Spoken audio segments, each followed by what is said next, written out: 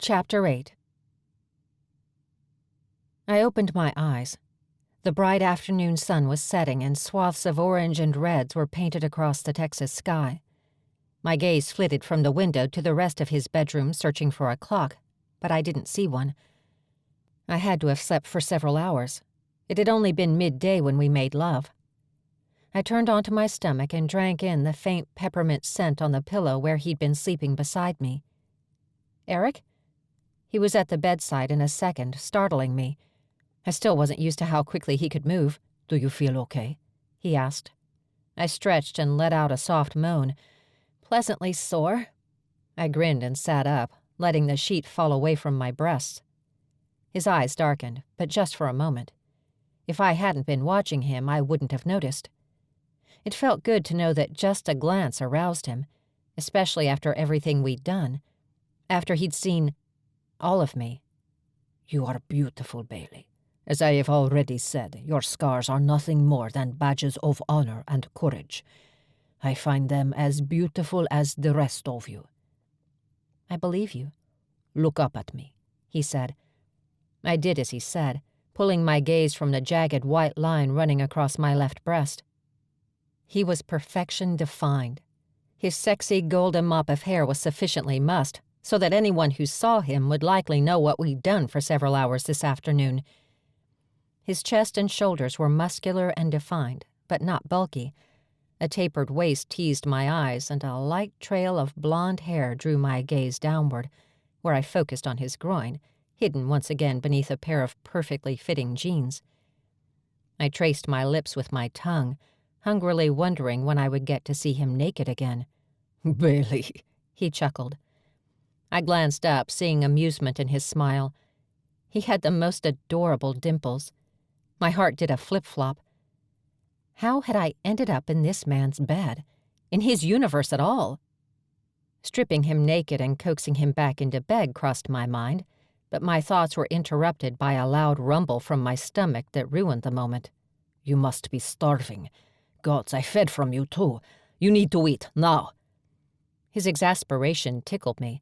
1,000-year-old vampire worrying that I needed to eat something. He moved swiftly across the room and picked up several things from the large chaise near the window. They were my clothes from earlier, jeans, t-shirt, bra, and panties. Everything looked perfect, not a wrinkle to be seen, as if they hadn't been worn at all. Major score for enchanted clothes.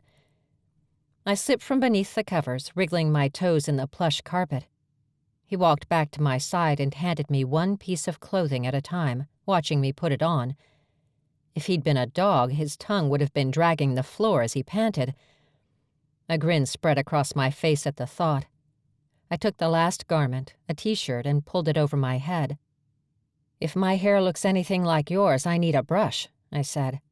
He feigned a look of offense and then smiled, running his fingers through his wayward hair. "You don't like my sexy bed hair?" "I would rather others not see it." I coughed out a laugh and scurried into the bathroom. Picking through the pile of toiletries he'd brought me, I found a brush and some leave-in conditioner. Hallelujah! I rejoiced inwardly. I would have to thank Calliope later. I spritzed some on and worked the brush through my tangles. He'd followed me into the bathroom, waiting in the doorway until I finished. He took the brush and ran it through his hair a couple of times until it was back in place and sexy as hell. "Better?" He questioned me with a teasing grin. I nodded. Yes. "Let's head over to Rose's and get you some food." "Is that where everyone eats? Every meal?" I followed him through the bedroom, slipping into my shoes on the way. "No." He glanced over his shoulder. "But I don't have food in the house, so until I take you to the market, you will." "Oh," I replied. Facepalm. Of course he didn't have food in the house. He did, however, have beer. His friends had been drinking it. "You drink alcohol, though?" He unlocked the front door and gestured for me to exit first. "I enjoy alcohol. It takes the edge off my hunger and helps me relax a little. I can eat food, but it is unnecessary." Interesting. I walked down his front steps and waited for him on the sidewalk as he locked his front door. I looked up and down the street that was lined with brownstone-style apartments on each side. They looked so out of place in this tiny western town, like a whale would look in the middle of the desert. Who else lives here? I waved down the street. Vampires live on this street, he answered and slipped an arm around my waist. Rose brought together many different types of supernatural beings, but most of us still prefer to live close to our own kind. Pack mentality? You could call it that, but the wolves are the only ones who consider themselves a pack. How many vampires live here? I glanced up and down the street, trying to count entryways. 4, including myself. We turned the corner and were quickly back on the main circle. All of us were picked by the House of Lamadai to be protectors. So where does everyone else live? For some reason I thought there would be more, but maybe vampires weren't that social. I certainly wasn't an expert. There are groups of flats like this in other areas of town, and there are also several small neighborhoods. Some of the citizens don't mind being neighbors, but there are some who just prefer their own space. We turned the corner from his street and walked along behind the apartments until we came out in the main circle again, just down from Rose's cafe. The smell of barbecue hung in the air and my mouth watered. Directly across the circle, the castle bustled with people moving in and out of the front gates by the dozens. Most were dressed in scraps of leather or skin-tight costumes. There were a couple of women I would have technically called naked, except for a few strategically placed straps. One of the men standing at the gate waved. Erick raised his hand in acknowledgement and hurried me toward the door of the cafe. He pulled the door open and I stepped into a crowd of laughing, happy people. A pink-haired woman grabbed my hand a second later and pulled me away from Erick. I stiffened and pulled back, but a backward glance at him assured me that I was perfectly safe with the unfamiliar woman. "Rose wants to talk to you for a moment before you sit down for dinner." She tugged again, and I followed compliantly this time. Is something wrong? We went behind the cafe counter and through the swinging door into the kitchen. "Nope." That was all I got? Just nope? The kitchen was much larger than I thought it would be. Huge stainless steel prep counters ran the length of the room's center. Glistening stovetops, ovens, a brick pizza oven, refrigerators, and evenly spaced sinks decorated the outside walls. It was something I would have expected to see in a swanky 5-star restaurant, but not in a West Texas cafe. This town was full of surprises. Several women were kneading dough on one end of the large prep counter, and several others were tending to large pots on the various stovetops. A large silver door at the end of the room opened and Rose walked out. A white apron was tied around her waist and traces of flour clung to her cheeks. Nothing about her said, "I run this town." At the same time, I could feel the respect everyone else in the room had for her. Subtle nods as she walked by, the way they made eye contact. It wasn't fear, more like adoration. "Bailey." Rose's voice carried across the clatter of the kitchen as if it was a library. She made her way to my side. "Your kitchen is amazing." "Thank you. I can't imagine trying to feed this town with anything else. But truly, I couldn't do it without the brownies and the pixies. They are the heart of this place." A brownie? Nobody in the kitchen looked like they were made out of my favorite chocolate dessert. I must have made a face because she laughed right at me. "The pixies are easy to spot. They like to have bright colors in their hair. Raven and Maven help run the cafe, and their friends cooking the pizzas also run our market." She pointed to the rainbow-haired group by the large pizza oven.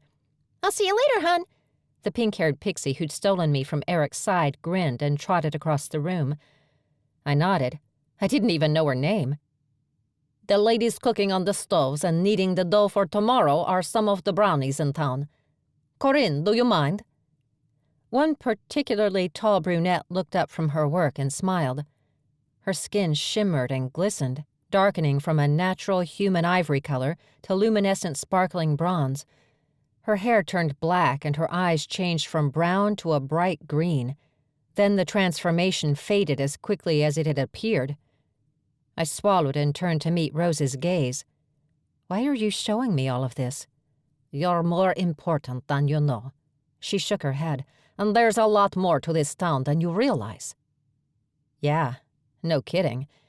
But why was I important? As far as I could tell, I was the only human visitor outside of the castle guests. I shifted on my feet and wiped my sweaty hands on the sides of my jeans. A second later, Erick stood next to me. His big hands rubbed up and down my bare arms, and his peppermint scent drifted into my nostrils as he nuzzled my neck. The tension in my shoulders eased, and I leaned into his caress. "Are you okay, Shannan?" "I'm fine, really. I just saw a brownie, and it wasn't the edible kind." Corinne chuckled from across the room. "I wouldn't have thought a brownie would upset you." She didn't. Questions swam in my mind, and a newfound excitement tingled across my skin. The riots had brought with them a new world order based on fear, but I was being shown much more. It was a huge leap of faith for them to share their secrets with me. But why me? I kept coming back to that. He kissed my neck. Rose stepped in front of us. Her gaze focused on me, but she spoke to Erick. "Arlia needs to meet her. It's imperative." Her tone had switched from friendly and casual to deadly serious, sending a chill down my spine. Who was Arlia? Why did she need to see me? "No, she's not ready." Erick's voice rumbled behind me. For what? I asked, but neither answered me. "We can't afford to wait. If she's the one they saw, another point on the star can be filled. We need to know, for the sister's protection and her own." Rose's eyes darkened, her honey-brown irises becoming a dark Merlot color. "I know," Erick hissed, "but not today." I tried to step from between the two semi-snarling beings, but Erick's hands latched onto my hips and held me against his body. The kitchen noise had quieted, and all eyes were on the three of us. For several seconds, I don't think anyone even breathed. "Tomorrow morning," Rose countered. "Fine." The mumble was barely audible. I felt it more than heard it. In seconds, he'd swept me out of the kitchen and into the dining room. We took a seat at an empty booth, and Erick slid in beside me instead of across the table. I pulled a menu from the stand at the end of the table and glanced over it. Eggs and bacon sounded pretty good to me right now. Maybe some fruit. Anything to distract me from the tension stiffening Erick's body. "I'm sorry if we frightened you." His voice was soft again, the way I preferred. I had yet to see him truly angry, but if that little spat with Rose was any indication, I could wait. I don't want to cause a problem. If I need to meet this woman Arlia, I can. "It can wait, Shannan." His voice softened further, and he kissed me gently, his lips lulling me into a contented bliss. Whatever he wanted, I would do. What was Rose talking about? A point on a star. What does that mean? Why am I important to the town? It might not be urgent, but it certainly piqued my curiosity. Why would some powerful supernatural think I was supposed to complete anything? I didn't belong in their world. I just tumbled in haphazardly. Erick sighed. Whatever it was, he didn't want to tell me. Indecision was written in the furrowed lines on his forehead, and his gaze stayed glued to the table. "Why don't you order something? I'll tell you about it later." "Viking!" A deep male voice boomed from across the room.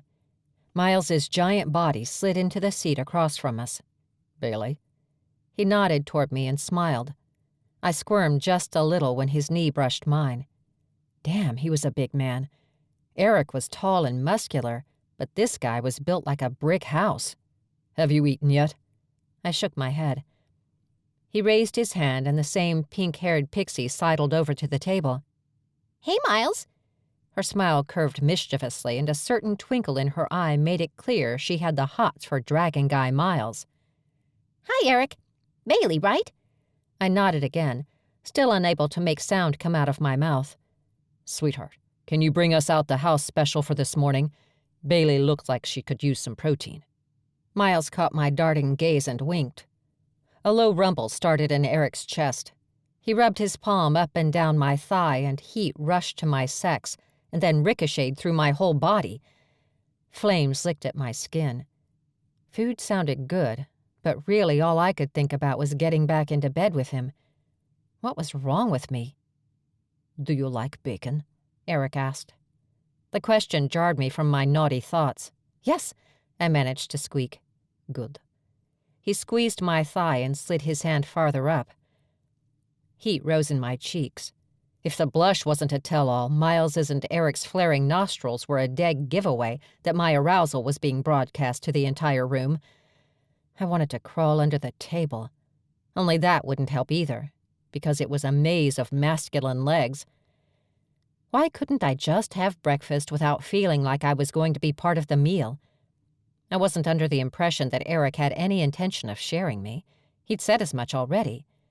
But the dragon's obvious interest was difficult to ignore.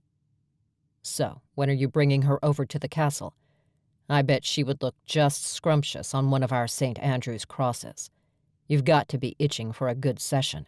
It's been weeks since you dropped in." A cross? What? No way.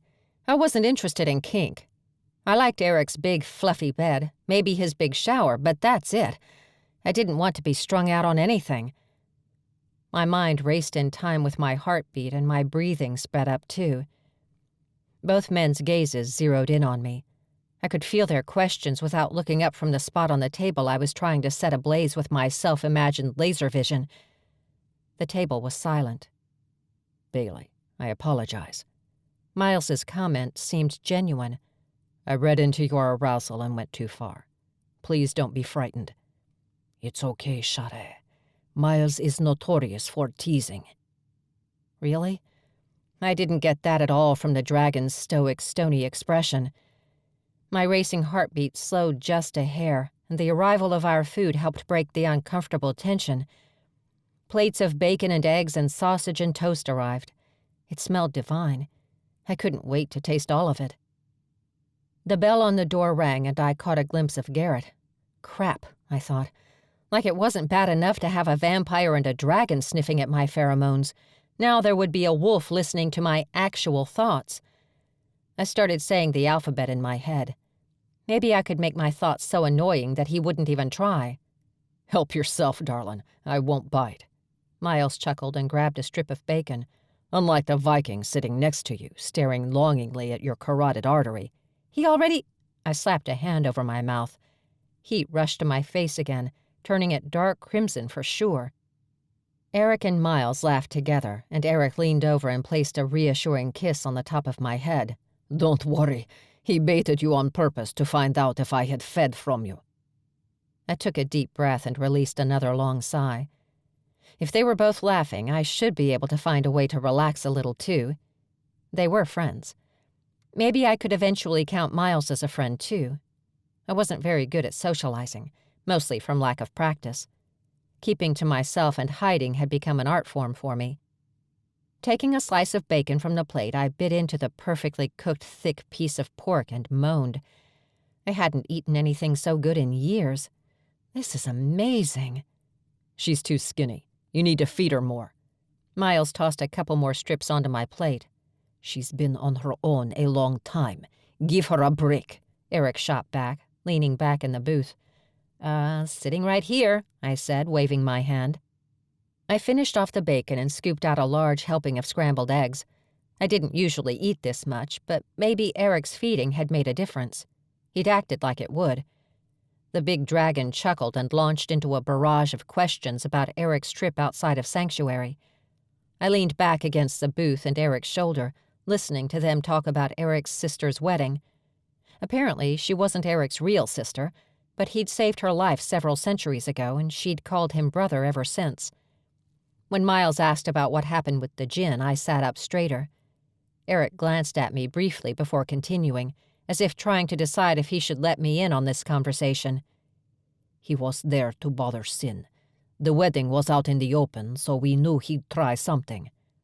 We've got to take care of that asshole," Miles said. "He's getting more brazen, and I don't like it."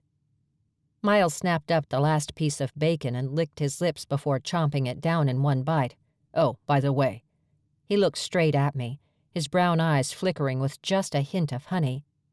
"Arlia told me to tell you hi, Bailey. She said she understands your hesitation to enter the castle, but hopes you will visit soon." "Miles?" Erick growled. "Hey, I'm just relaying a message from the Oracle. I don't know about you, but if Arlia tells me to do something, I sure as hell do it. I don't need any more bad karma. Me and Eli already have enough. Losing Diana pretty much kicked our collective asses. We will find her, Miles. Even the sisters say that she will return to you. Yeah, he sighed. That's what they've been saying for centuries. Moving from the booth, he stood slowly, his 7-foot frame looming over the table. I have to go relieve my brother from dungeon duty, so I'll see you two lovebirds later, he said, a mischievous glint shining in his brown eyes. He nodded his head to me before heading out the front door. I laughed and then slapped my hand over my mouth, staring down at the table in horror. Miles was already outside, but I couldn't believe I'd felt comfortable enough to laugh at him. But he just used the words dungeon and lovebirds in the same sentence, as if it were perfectly normal for someone to have something called dungeon duty. I guess when a castle, dragons, and kinky sex are involved, having a dungeon isn't so far out of the realm of possibility. Erick gave me a gentle smile. It's good to hear you laugh. It feels strange. I glanced around the cafe. Lots of people were laughing and carrying on. Some were quiet. There were even a few couples tucked into the back of the room. I haven't had friends since, well, even after the way they scared me at first, Miles seems like someone I can trust. Actually, I feel pretty comfortable with everyone I've met in town so far. Even Garrett? He may not be your biggest fan, but yes, I think I can trust him. He protected me on the bus. Even though he continues to invade my personal thoughts from time to time, he seems like an okay guy. He is interested in you. I nearly choked on my tongue. Interested? The art of flirtation was not one of my talents. In fact, I'd made quite an art of avoiding all such advances over the last few years. How had I missed Garrett's intentions? Are you interested in him? No, not that way. Erick stared at me, waiting patiently.